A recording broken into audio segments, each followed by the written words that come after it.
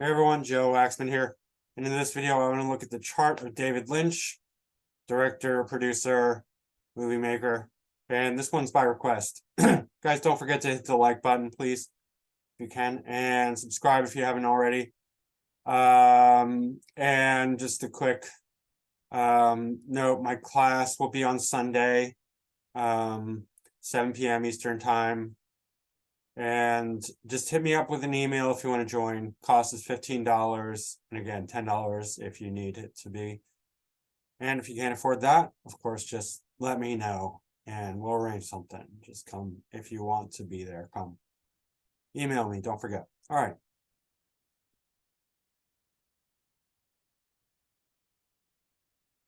David Lynch. American filmmaker, visual artist, and actor.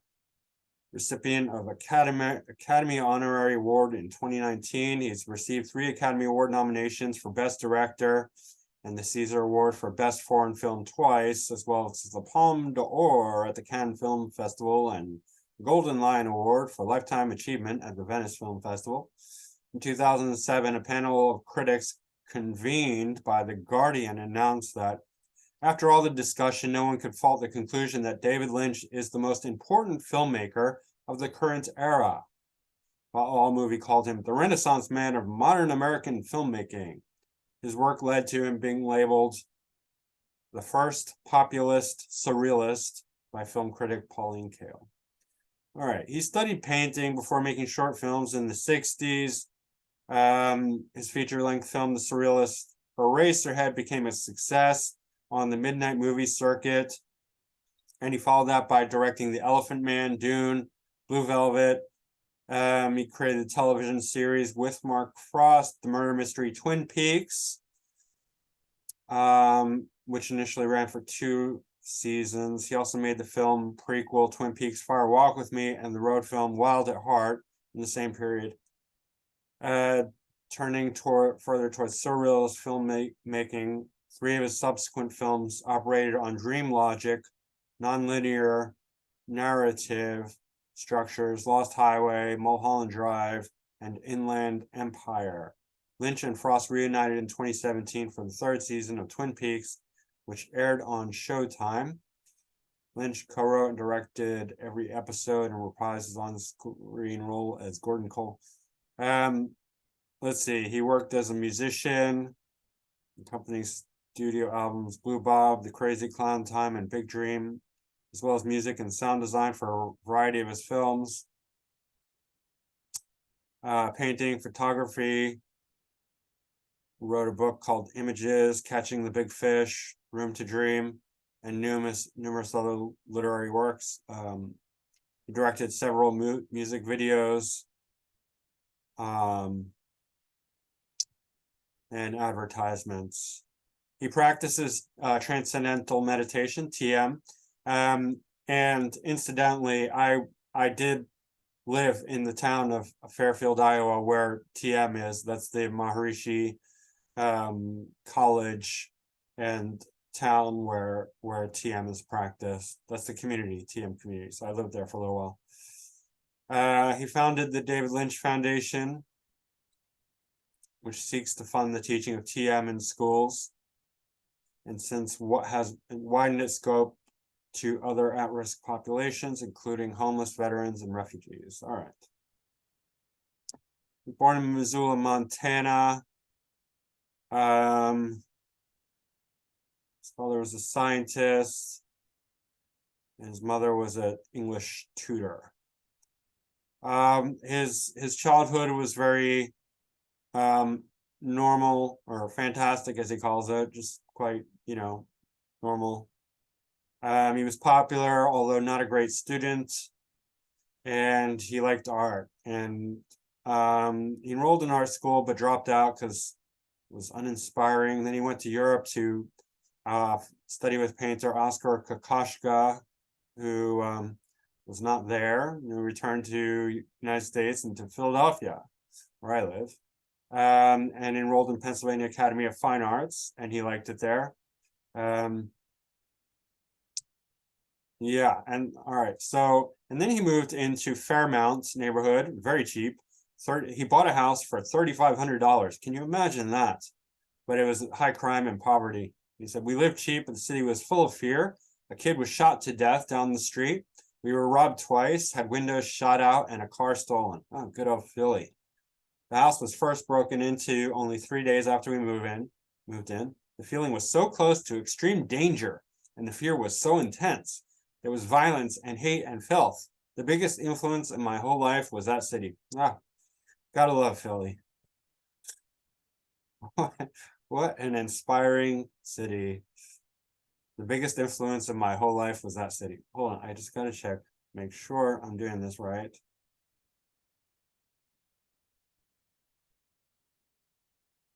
Okay.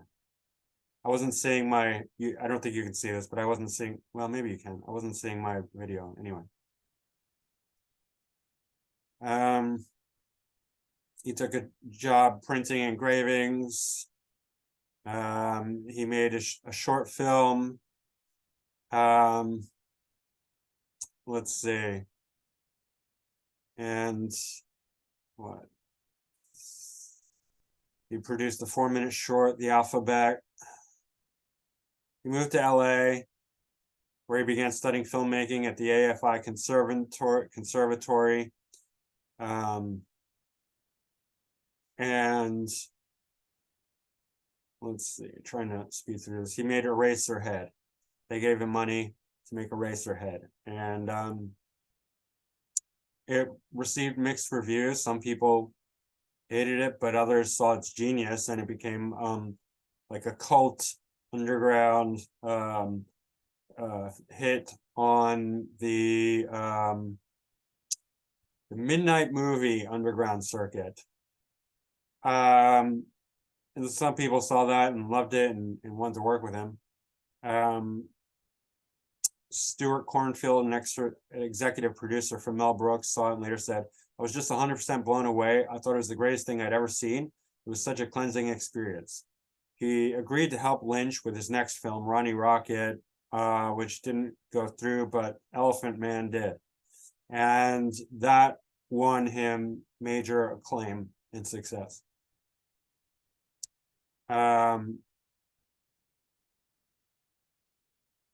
Let's see. Brooks viewed his Eraserhead and said, you're a madman. I love you. You're in. Anthony Hopkins was in Eraserhead. Sorry, in Elephant Man. It was it was one of the most conventional of Lynch's films. And it won, earning 8 Academy Award nominations, including Best Director and Best Adapted Screenplay. All right. George Lucas, a fan of Eraserhead, offered Lynch the opportunity to direct the third film in Star Wars trilogy, Return of the Jedi. That would have been interesting, but you know, anyway, it would have changed it a lot, but interesting. But and then so he got invited to make the film Dune, and you know, it was off to the races. He just kept making films and whatnot. He made a comic that was just the angriest dog in the world, which is hilarious. But it was just like a one-off thing.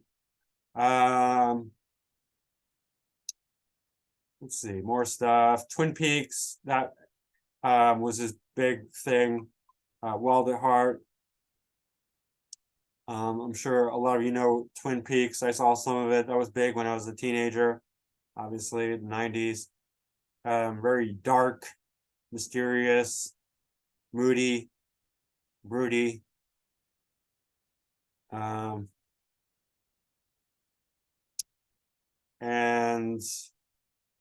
what else? Yeah, just other stuff. Twin Peaks, Fire Walk with Me. And then he did like music videos and music, and then he made Mulholland Drive, and that was a big success. It was meant to be a TV show, but it turned into a movie, I guess. And he's done like other short stuff and digital videos and things like that. I'm not familiar with all his work. He was into TM, obviously, and he planned to direct a documentary on Maharishi Mahesh Yogi. Incidentally, Maharishi Mahesh Yogi is the same yogi for Beatles. He was Beatles yogi. I believe it's the same guy. And then he created his community in Iowa, Fairfield, Iowa. All right. He's done some acting and a bunch of other stuff and short films. And that's pretty much it. Let's check out his astrology. Okay. Capricorn Sun conjunct Venus. So Sun conjunct Venus is I have Sun conjunct Venus, and it's not the best combination. It is good for arts, right?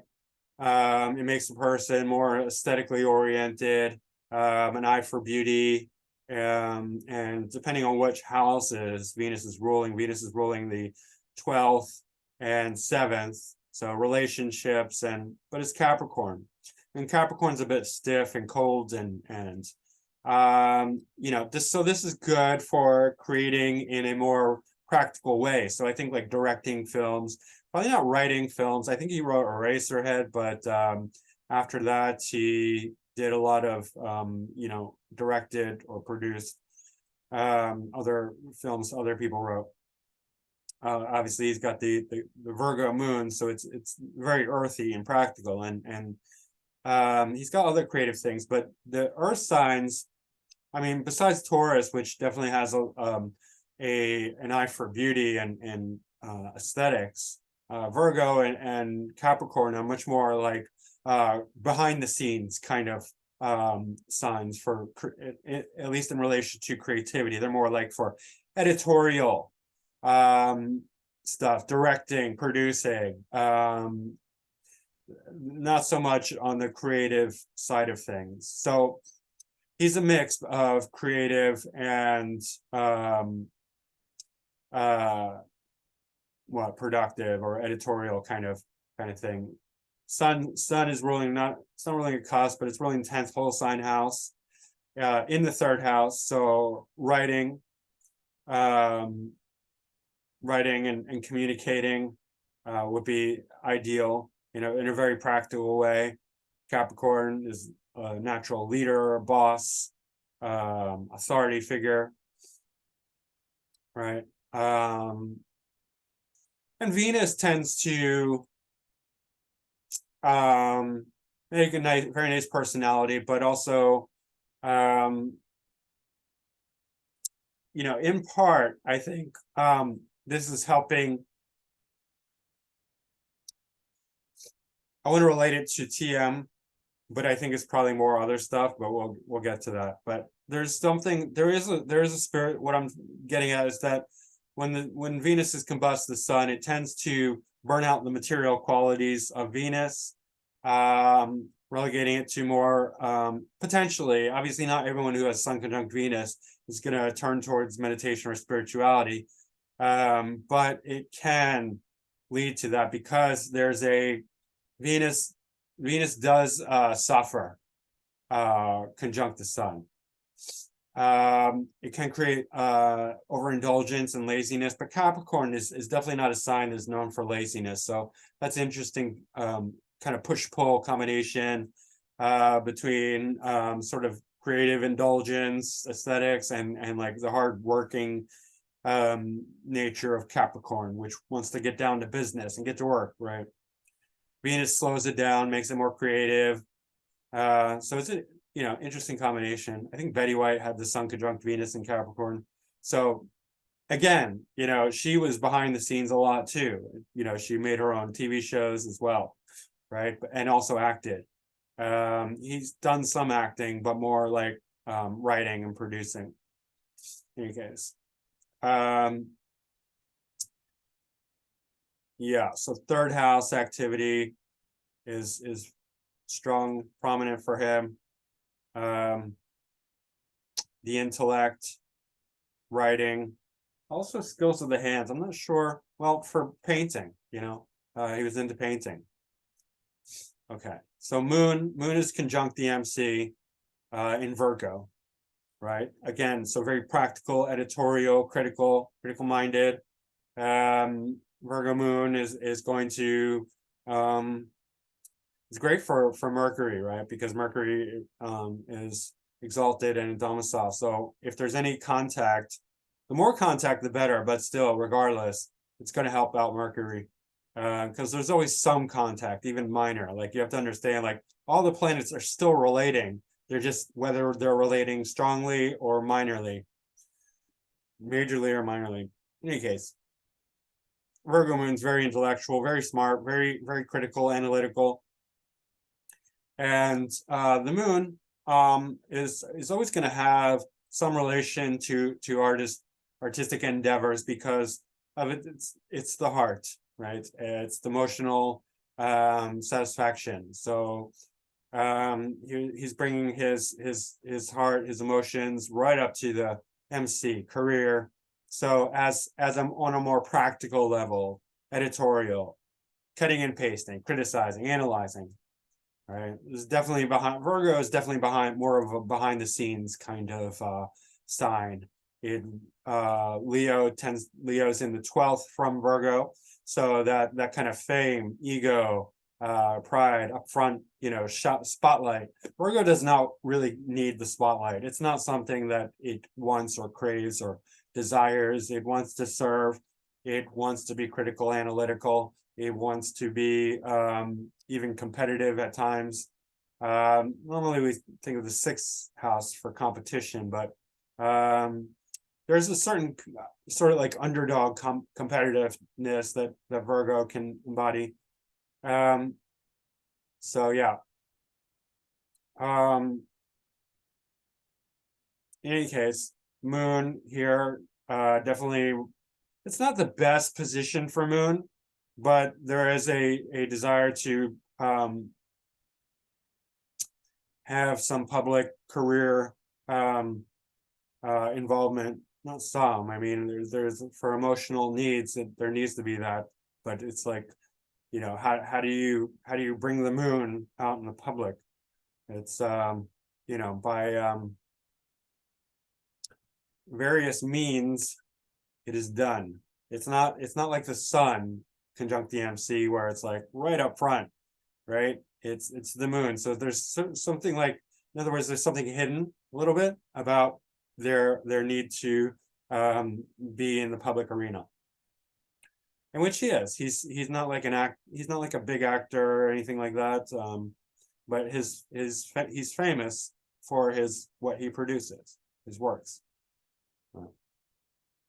Moon is ruling the 9th house cusp.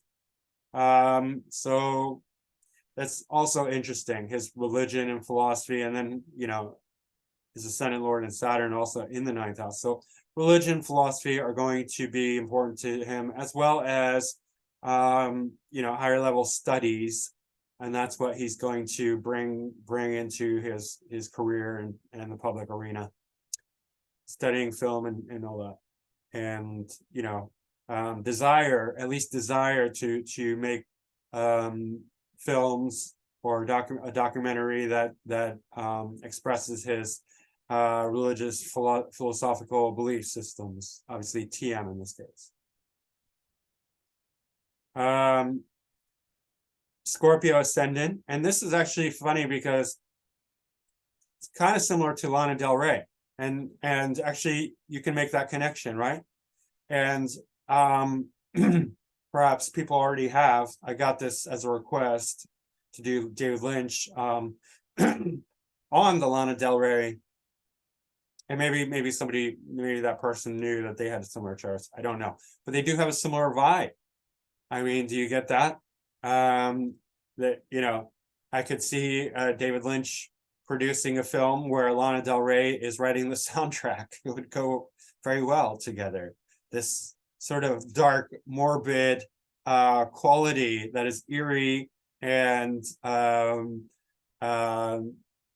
sexual and emotional and moody, right?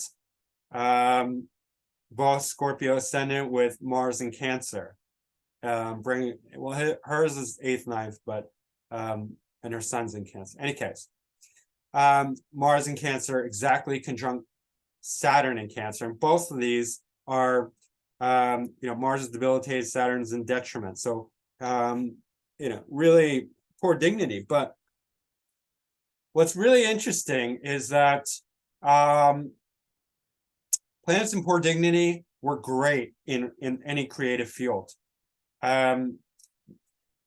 Not exclusively. It's not like planets in good dignity don't work great. They do. But planets in poor dignity gives that drama, right? It's a great way to express planets in poor dignity, right? You can make films with this dark element, that the murder and sex and all these disgusting things that would not be good in real life. I mean, Mars conjunct Saturn in Cancer is violent, right? So he doesn't want to be violent, but he probably has violent thoughts, right? And he's like, okay, I'm going to put that in my movie. He probably has dark, violent thoughts, right? Dark sexuality, dark violence, things of that nature, and he's putting it in his movie, right? It's let's see. I mean, it's the 8th quadrant actually, but pretty much approaching the 9th house. So bringing in some of that 8th house quality as well. Death, destructiveness, death, rebirth, transformation, darkness, hidden things, secret, cultism, mysticism, things of that nature. But also 9th house, which would be much more philosophical, adventurous, high-minded. And 9th house also is going to be, quite a well developed, right? Because it's that 1st, 5th, 9th trine. 5th house is general education and entertainment and arts and creativity. 9th is almost like the higher level of that. You're going to primary school in the 5th house. You're going to graduate school in the 9th house. So it has a similar quality, still trine the ascendant, and these are trine the ascendant, right? So it's much more 9th house than 8th house, honestly, because of this trine. It has a good aspect to the ascendant, Scorpio ascendant, Cancer, Saturn, and Mars. So it's a water quality, and Mars is the ascendant lord. And it's retrograde here. So that's giving a not just dark and moody and broody and violent and sexual, but also weird, different, going against the grain, unique, independent, all these kind of Uranian qualities. Retrogrades have a subtly Uranian quality. So, he's going to be very unique in his films, and great for the creative fields, right? Because you can express that. Murder in a movie is good, murder in real life is not good, right? Incest in a movie is whoa, edgy, right? Incest in real life, not good, right? So that's why planets in poor dignity can be excellent for creativity, because we get to live out these fantasies that are not good in real life. But as part of this T-square, it's a loose T-square, but it still works, still fits. And this is really good, right? Because we got Capricorn, Cancer, and Libra. This is cardinal T-square. And if you take the nature of the, cardinal T-squares are the best, especially with Cancer, Capricorn, and Libra, because they all complement each other. If you take the, Cancer is the 4th sign, 4th from the 4th is Libra. And I detailed this in one of my videos, the Baba concept. 10th from the 10th is Libra. So complementary, Capricorn and Cancer are sort of opposites and complementary in that way, but Libra is the alternate complementary of these signs. And not only that, just very harmonious. Both Mars and Saturn are in domicile and exalted in Capricorn respectively. And these are both pretty much opposite the Mercury, Venus, Sun conjunction in Capricorn. So these are bonifying these second, third house planets. Now Mars, Saturn is exalted in Libra. So Saturn's bonifying this Chiron Jupiter conjunction. Mars, however, is debilitated in Cancer and in detriment in Libra. So now we're getting, more of the negative quality here. But Jupiter is exalted in Cancer, so it's bonifying the Mars and Saturn conjunction.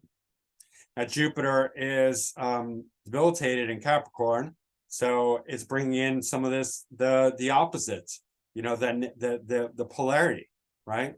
And Venus is in domicile in Libra, so it's bonifying the Jupiter, right? So I mean, this is so interesting, this combination, and actually Jupiter and Saturn are in a mutual reception, right? Jupiter is exalted in Cancer, Saturn is exalted in Libra. So there's a lot going on between these three houses. This is the 12th house cusp. So this is the perfect house for creativity, for movies, imagination, fantasy. Neptune also is playing in here. Chiron for the weirdness, the weird factor that he, constantly brings in. This, conjunction to Jupiter in the 12th, and then square Mars and Saturn.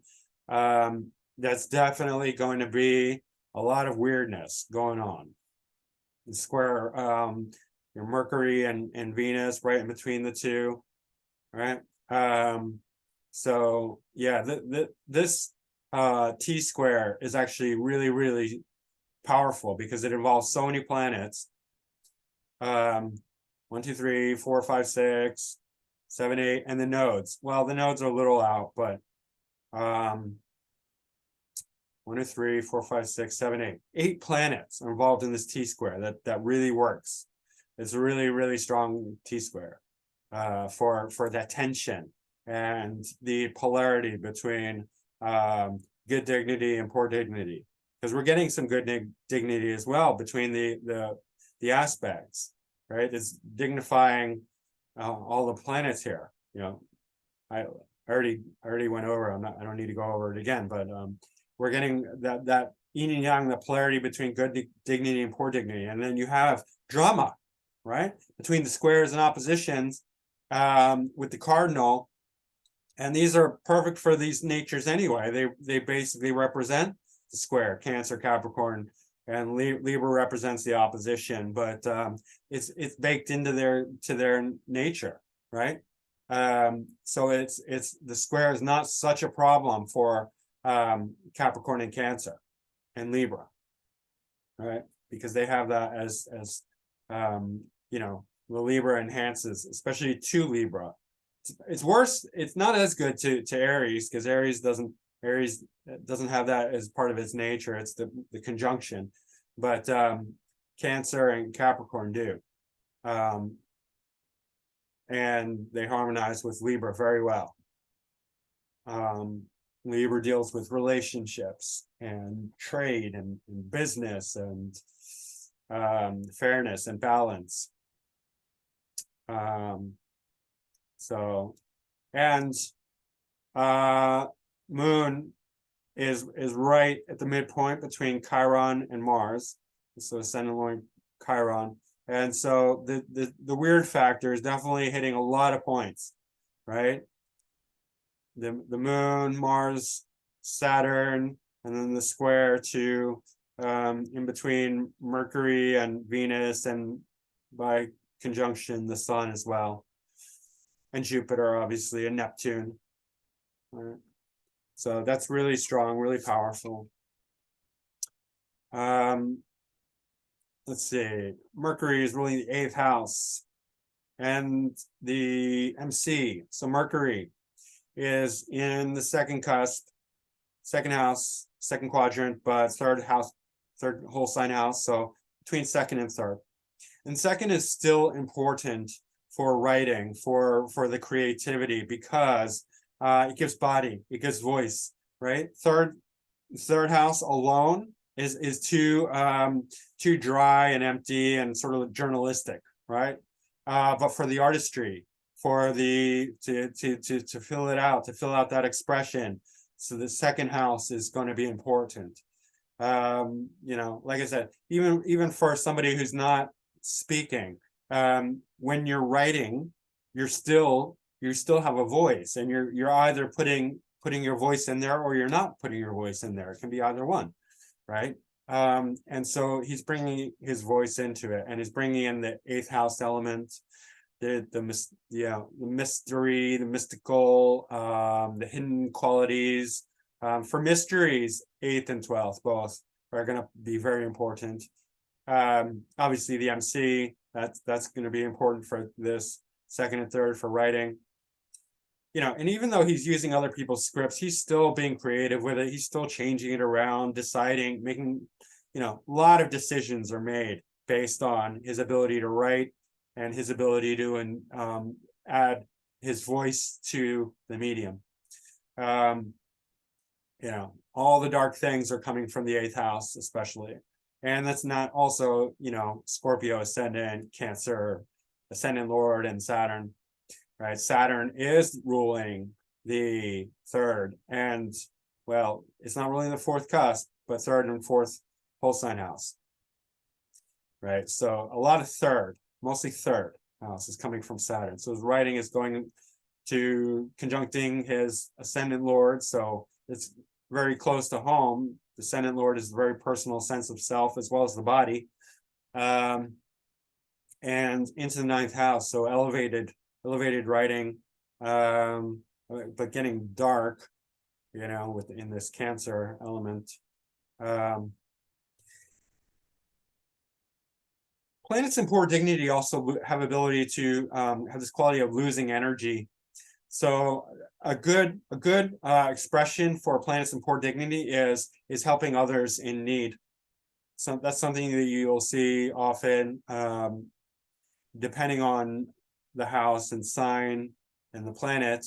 But it can, a lot of times you'll see like a good expression of a planet in poor dignity is helping those in poor dignity, right? It's still connecting to, the poor dignity quality, but if a person wants to, in their soul, they want to express the most positive, then they help others, or in some way, depending on which house and sign, they're helping and connecting to poor dignity, but in a positive way.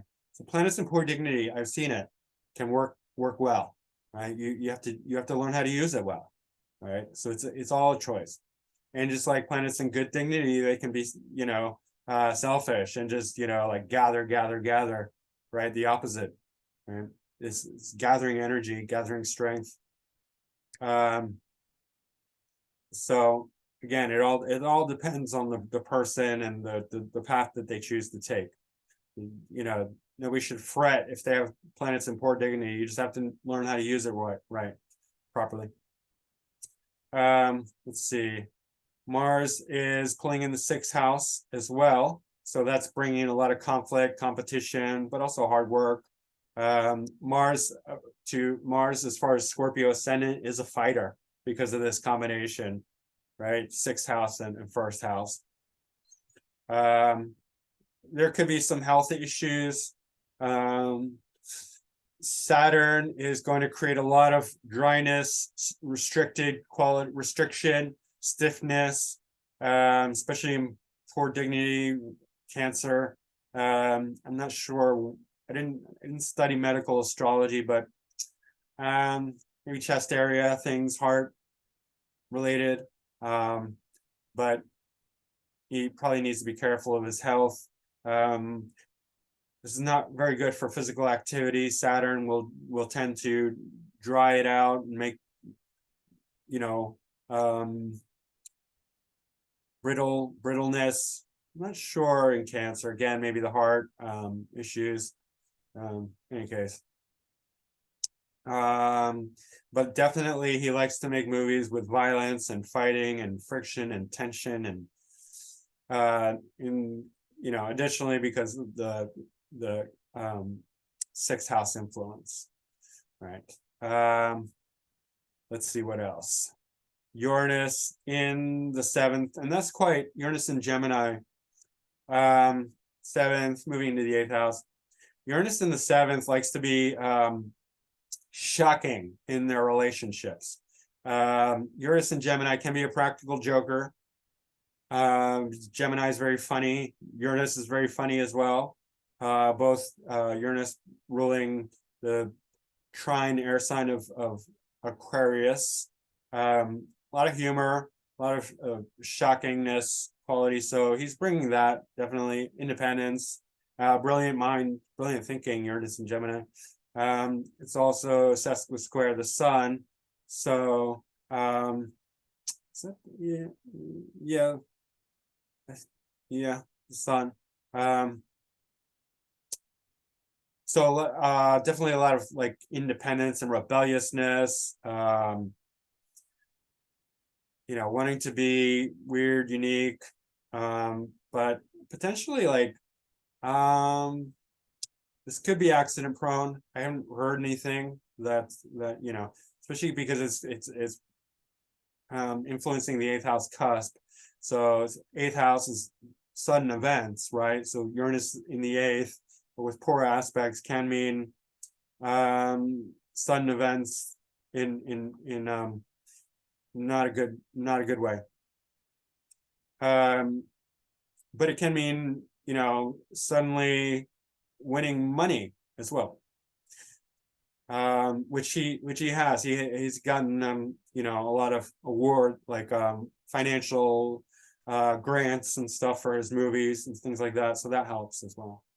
His eighth house, shared resources. And he also has the nodes in second and eighth. Guys, I have to pause it for 1 second.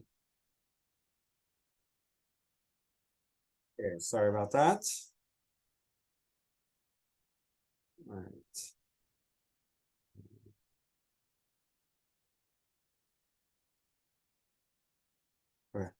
All right, the nodes. So he's got a south node in Sag, and that indicates a lot of travel, adventure, philosophy, second house, security. It's on the 29th degree. So that's interesting. Planets on the 29th degree are unstable. They can change dignity, right? Especially through, well, actually, no, the nodes are going backwards. Of course, right? But so this is actually the beginning. This is actually like 0 degrees for the nodes, which is interesting as well, right? It means just starting, just like baby energy, beginner mind, Zen. And maybe that, I don't know, like that could be very, very powerful for his filmmaking. In any case, Sagittarius also indicates philosophy, religion, higher education, things like that. So definitely like he wants to study, especially when he's young, go to university, and he did. Second house, security, finances, resources, voice, and it's just feeding into the third house stuff of writing. So like arts and writing, creative, making movies. That'll it fits pretty well, especially going to school for it. It's activating this Jupiter in the 12th house, which is excellent for film and whatnot, and it's basically activating this whole T square. And so is the North Node. It's not really much different. North Node's in the 8th house, so darker as he gets older. Darker, more mysterious, mystical, hidden things, mystery, murder mysteries, things like that. It's activating, Gemini, Mercury, 3rd house. But still part of this very critical T square. It's so pivotal. He also has this really nice relationship between the outer planets. Uranus, trine Neptune, both sextile Pluto. And even though it's not exact, it's still, they're all retrograde, and it's quite harmonious. And that's excellent, because these are all very difficult in important aspect. In other words, they're malefics, considered malefics. If they're badly aspected, they're going to create problems, a lot of problems for the person, right? In different ways, you know, Neptune's delusion, drugs, alcohol. Uranus can be accidents, right? Horrible accidents. Pluto is death and destruction, right? Obsession. So in harmony, and they're not really making any bad aspects. Uranus does have a, you know, sesquisquare, which is a square and a half to the sun. But other than that, they're not really involved in anything too bad. Pluto in Leo is great for, you know, the individual ego development. It's the boomer transit, boomer generation. Very powerful individuals who love to soak up the limelight. And, you know, like I said, Uranus in Gemini is really brilliant. Great for, you know, great for modern times where we have the internet. You know, when he was young, it's a bit more difficult, but Uranus in Gemini would love everything about the internet. And Uranus is about to move back into Gemini, so it's going to be a great renaissance for everything on the internet, social media, internet in general. Yeah, and this 11th house, Neptune, that's good for working with groups, also the internet, yeah, things of that nature. What else? I think this is just very supportive, that this trine and sextile with the outer planets. All right, let's look at the draconic. Let me go back. Jupiter is ruling the 4th and the 2nd. So that's quite interesting. From a young age, definitely like a lot of creativity.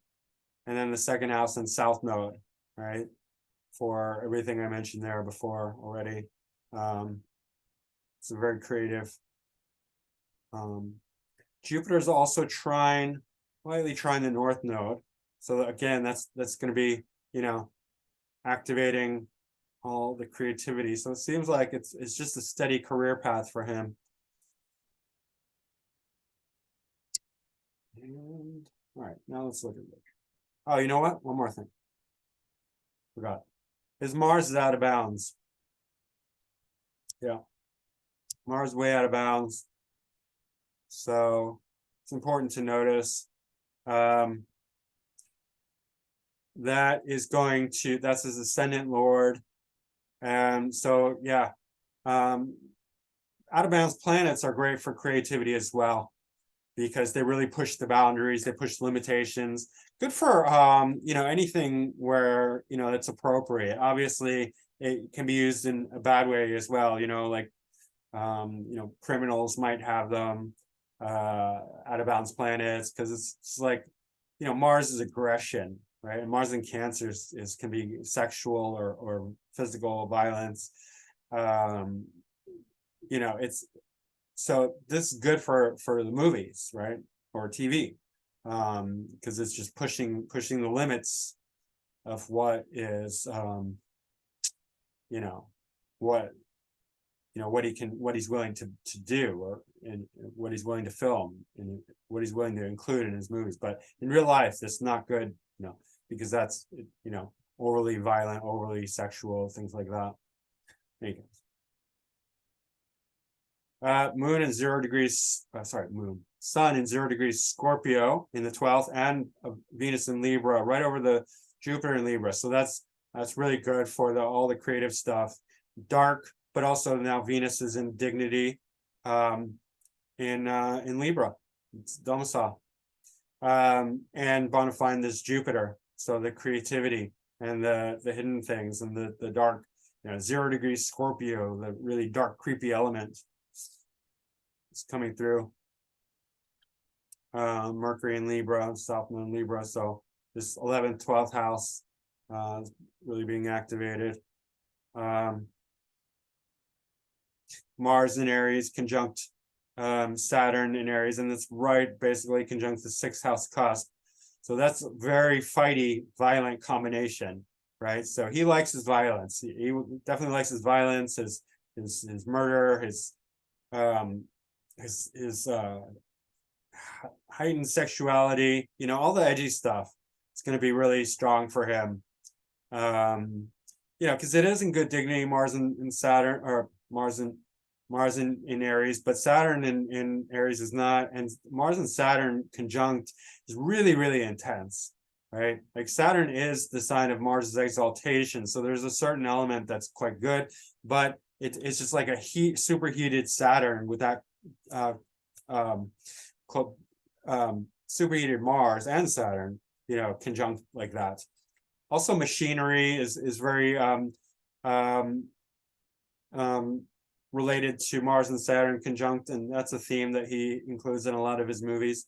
So engines, motors, machineries, that sort of like metal and power together, moving together, that sort of thing.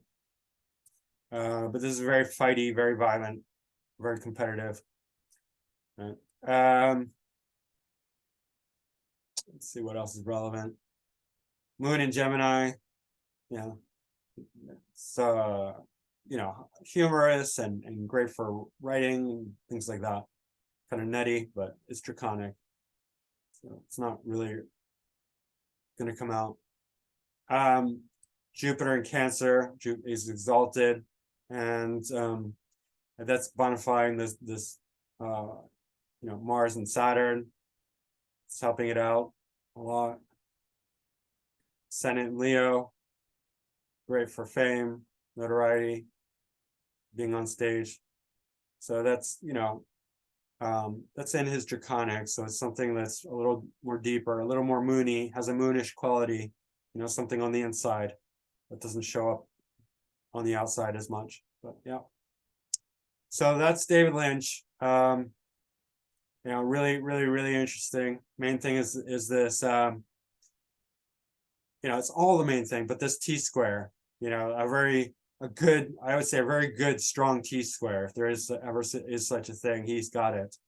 It's not really tight, but it still plays, and both positive and negative dignities going on, helping, bring a lot of polarity and drama. Drama is what you want. Healthy, harmonious drama is what you want in movies and TV and any artistic creativity. Drama is good for that, right? So yeah, super interesting, I think. In any case, guys, please don't forget to hit the like button if you can. It doesn't cost you anything, just hit that like button and subscribe if you haven't already. Leave a comment down below, let me know who you'd like me to do a reading for. And also come to my class, it'll be really interesting. 7 p.m. Eastern time, Eastern US. $15, $10 if you need it to be, and if you still want to come but can't afford anything, just let me know. But email me so I know to add you on the list. And all right, I will see you guys again soon. Thanks, bye.